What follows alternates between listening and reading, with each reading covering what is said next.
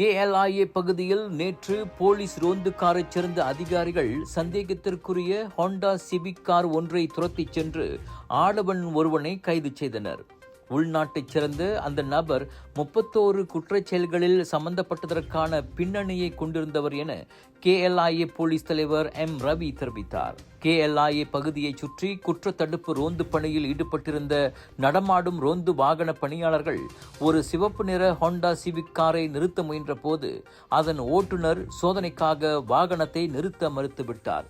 மாலை மணி 4:30க்கு நடந்த இந்த சம்பவத்தின் போது அந்த கார் ஓட்டுநர் 3வது மாடியிலுள்ள KLIA முனையத்தை நோக்கி தப்பிச் செல்ல முயன்ற போது வழியில் 5 பொது வாகனங்களை மோதிய பின் சம்பவ இடத்திற்கு அருகே வெற்றிகரமாக பிடிக்கப்பட்டார் என ரவி வெளியிட்ட அறிக்கையில் குறிப்பிட்டார்.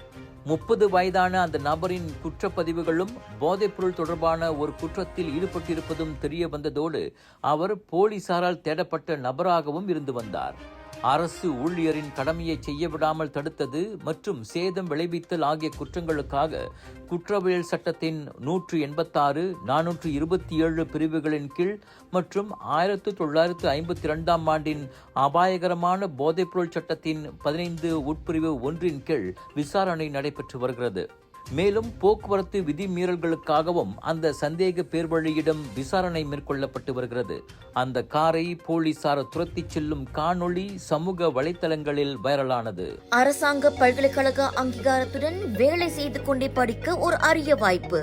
வத்திகா ரிசோர்சஸ் ஏற்பாட்டில் professional bachelor in business management மற்றும் professional diploma in technology management கல்வி வாய்ப்பு. திறனை மேம்படுத்தி வாழ்க்கையில் முன்னேற உடனே தொடர்பு கொள்ளுங்கள்.